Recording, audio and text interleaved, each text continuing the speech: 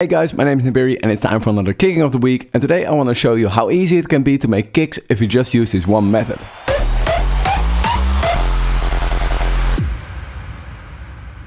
Today I want to be talking about this kick. And this is the kick that I made for the track that we're working on, and it's actually really surprisingly easy how I made this kick, and I just want to show you guys. But first I want to talk a little bit about the process that went on before I started creating this kick. And well, since creating hardstyle kicks is just one of the more difficult things about creating hardstyle, I just really want to give this tip. And that's just basically sample everything while you're making kicks.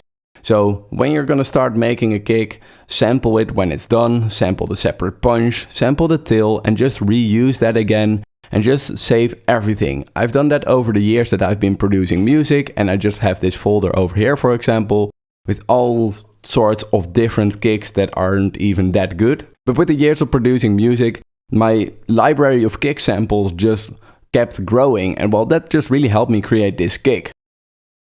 So let's just talk a little bit about today's kick, and I want to start with the punch. Now, the punch was just taken from a sample which I created earlier, and I just want to show you. It's this sample which I started out from, and this one is from a tutorial that I created earlier. And what I did is I just started pitching it a little bit and maybe putting some pogo on here. And just by changing these little settings like the pitch and maybe a bit of the pogo, you can create different types of sounds with the stuff that you already have. And like this, by changing the pitch and the pogo, you can really just reshape your sounds, and they almost sound identical right now. So this punch is just a basic sample that I just retweaked and made something new out of. And the story behind the tail was actually something quite funny. A few years back I was walking around with a water bottle like this, and I basically just was tapping it on the bottom to just see if I can make a fun sound with it, and I tried to sample that, and I basically made this entire kick out of a water bottle sound, and it sounded like this. And well, last week when I wanted to create this kick, I basically just took the tail and just put it in the right position together with that punch, and without even adding distortion, these two layers just really work well together. And then the only thing that was left to do was just basically putting some reverb from the punch over that tail to just give it a little bit of a sweep effect at the end of the tail, and that's how I created this kick. Now, to glue these layers together, I didn't use distortion, but I tried using reverb on my punch. Let me just show you. I added a little bit of an EQ to just add a tiny bit of highs because I felt they needed those. And I added this reverb. And this reverb is just really small with some pre-delay so that the beginning of my punch still sounds clean. And then after that we have a little bit of a transition where the tail already starts playing, but we have that tiny bit of reverb over there so that it just glues it together a little bit.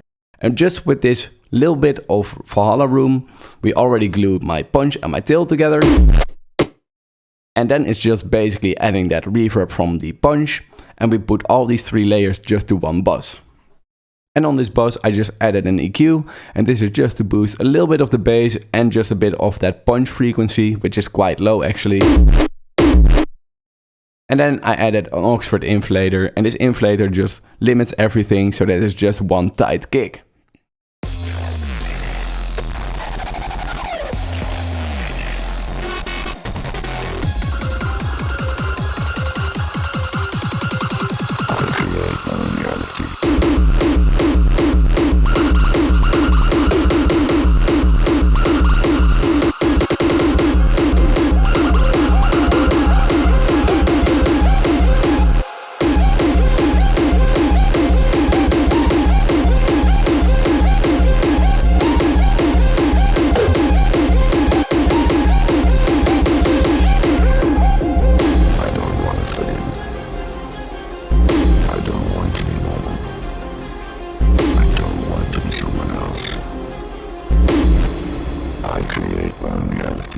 And for those of you who are struggling with making kicks, I just really suggest that you use the sampling method that I talked about.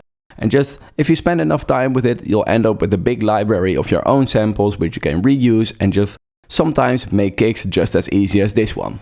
Now I hope you liked this and learned something from this, and I'll see you back soon again. Cheers!